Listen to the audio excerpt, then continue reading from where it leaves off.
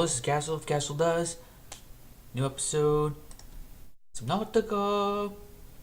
So,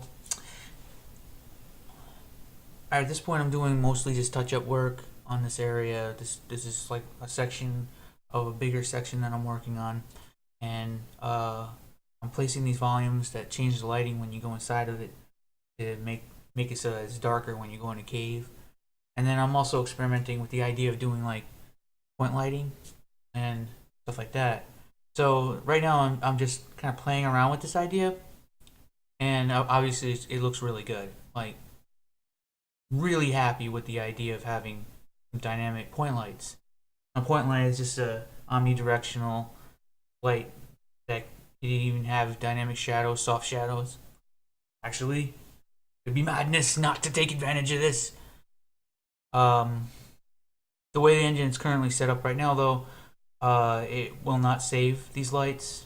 I didn't realize that the lights would disappear the next time I loaded the area. But regardless, this is sort of a Predator style Arnold Schwarzenegger. If it bleeds, you can kill it, kind of a thing. So I realized that I get this cool lighting in, and I start making like requests on how to make the process a little bit better, because right now, like when I'm inside of the cave, it doesn't show me the ambient value of the light while I'm in the cave. I literally have to select the volume in order for me to see it. I'd love it if like while I was in the editor it would actually show me, but sometimes if you just don't get the tools you need as a level designer, you're typically not going to get everything you want, very typically. So I learned that there was another method to resize these volumes. And I was like, yeah, this makes it even easier. It's almost like brushes and Radiant or Hammer or everything in the world. So it made the process better, right? No, no, no, no.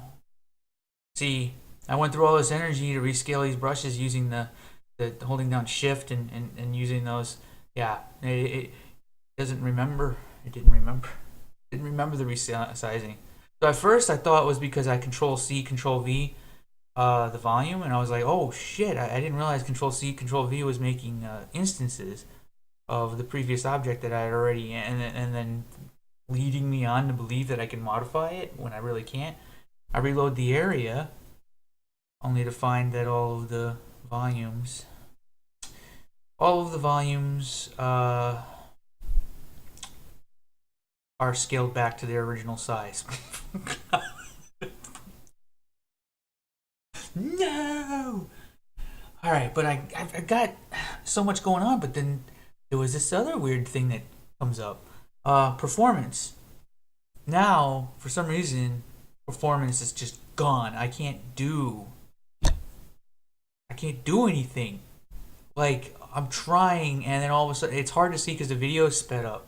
But at some points in time, out of nowhere, for no particular reason, I'm getting like 10 seconds per frame. It's below 1 frame per second. So, well, anyway, I end up getting the volumes in place and getting everything to go for the milestone. But oh man, it was like the editor just wasn't working. And I guess typically as a level designer, you're gonna run into this a lot. This happens in every project. So this is not like sometimes I imagine if somebody's watching a video like this might think that I'm kind of like bagging on the tools and stuff like this. No, this is just game development. This is always how it goes. If you're a level designer, be prepared.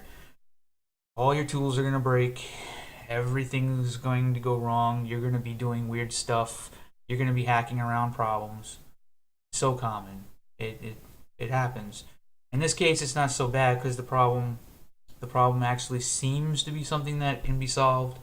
I actually have to close the hierarchy window. It might solve it, but as far as I can tell, for the most part, uh, this is just normal, standard game industry development. Game development. Although, progress. Anyway, thank you